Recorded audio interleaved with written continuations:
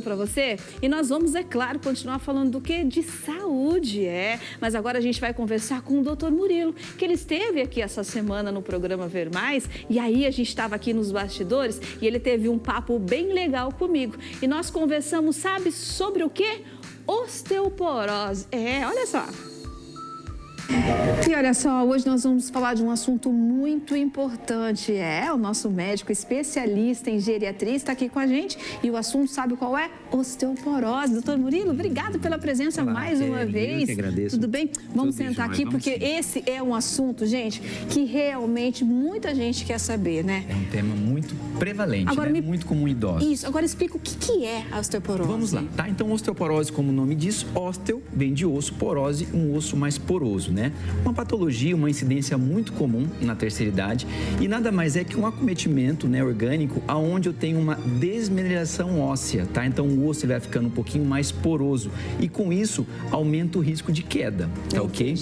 E aí tem uma tela para mostrar bem bacana aí pra gente, Vamos tá? ver. O que é isso, né? Então, é um osso, o de cima é um osso íntegro, tá? E o de baixo é um osso mais poroso. Nós temos duas células, nós temos os osteoblastos, que são células que formam o osso, né? Na verdade, elas são formadoras, né? Grosseiramente falando. E nós temos o osteoclasto, que são as células que absorvem o osso. Então, elas têm que estar em equilíbrio. Em todo momento do nosso organismo, elas estão trabalhando. Então, aqui são alguns fatores de risco, né? Vamos trabalhar nesses fatores de risco. Exemplo, Kelly, como você perguntou.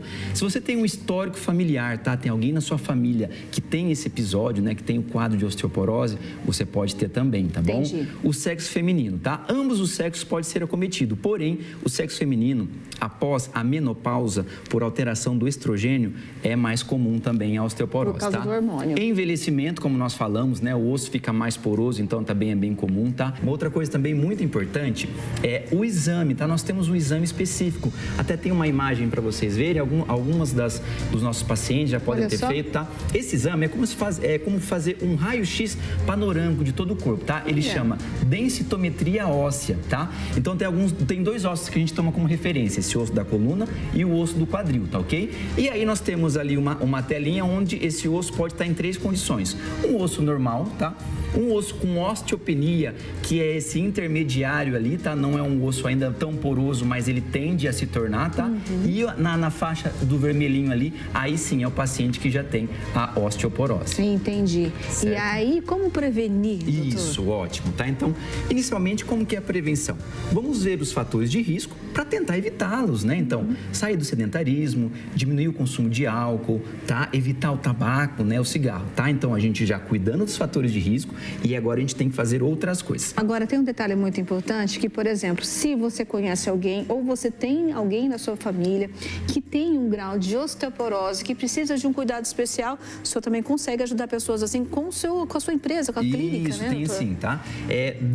Uma outra coisa muito importante também para os pacientes, só te falando, Kelly, para não passar, é atividade física, tá? Então, não só os nossos pacientes, né, da nossa empresa, mas também qualquer tipo de paciente, tá? Então, atividade física, ela fortalece os músculos ficam próximos dos ossos, os ossos ficam fortes e aí o paciente que faz atividade física, ele aumenta a força muscular, diminui o risco de queda, tá bom? E aí vamos lá então, melhor idade, né? Cuidado continuado para idosos, é uma empresa que está começando aí em Maringá, tá? É uma empresa que presta um serviço personalizado para idosos a domicílio, tá? Contaremos com cuidadores, tá? Contaremos com médico, uma equipe multidisciplinar, fisioterapeuta, fonoaudiólogo, tá? E nessa fase que nós estamos fazendo uma captação de cuidador. Então, para você que é cuidador de idoso, técnico de enfermagem ou já cuidou de alguém da família, né? E tem esse dom de cuidar, tá?